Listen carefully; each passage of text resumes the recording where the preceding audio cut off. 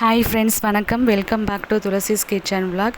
இன்றைக்கி நம்ம பார்க்க போகிற ரெசிபி வாழைத்தண்டு வறுவல்.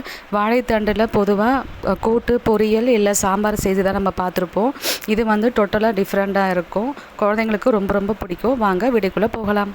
1 ஸ்பூன் தயிர், 1 ஸ்பூன் மஞ்சள் தூள், 1 ஸ்பூன் குழம்பு மிளகாத்தூள், 1/4 ஸ்பூன் கம்மியாக கரம் மசாலா தூள், 1 ஸ்பூன் காஷ்மீர் மிளகாத்தூள், 1 ஸ்பூன் சீரகத்தூள், உப்பு தேவையான அளவு,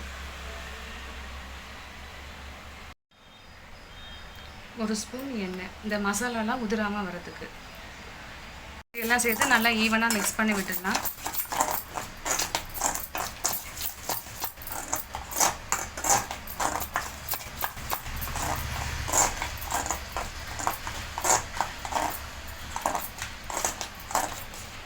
வாழைத்தண்டு நான் இந்த மாதிரி கட் பண்ணி வச்சுருக்கேங்க. ரொம்ப திக்காகவும் இல்லாமல் ரொம்ப தின்னாகவும் இல்லாமல் இந்த சைஸ்க்கு நான் கட் பண்ணி வச்சுருக்கேன். நாரெல்லாம் எடுத்து க்ளீன் பண்ணி வச்சுருக்கேன். இப்போ இது கூட நான் இந்த மசாலா கூட சேர்த்துக்கலாம்.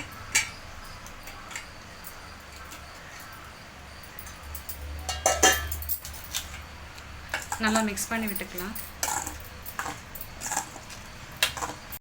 இந்த அளவுக்கு நல்லா மிக்ஸ் பண்ணி விட்டாச்சுங்க. இது நல்லா ஒரு 1/2 hour நல்லா ஊறட்டும். வாழைத்தண்டு ரோஸ்ட்டுக்கு எண்ணெய் சூடாகிடுச்சுங்க.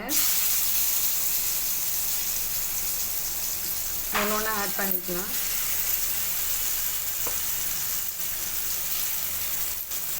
வாழைத்தண்டு வறுவல் சூப்பராக ரெடி ஆகிடுச்சுங்க. பார்க்கவே வாழைத்தண்டு வறுவல் மாதிரியே தெரியாது. நம்ம நார்மலாக கருணக்கிழங்கு வறுவல் செய்வோம் இல்லைங்களா, அதே மாதிரி தான் இருக்கும். டேஸ்ட்டும் சூப்பராக இருக்கும். இது சாம்பார் சாதம், ரச சாதம் கூட சேர்த்து சாப்பிடும்போது சூப்பராக இருக்கும். கண்டிப்பாக ட்ரை பண்ணி பாருங்கள்.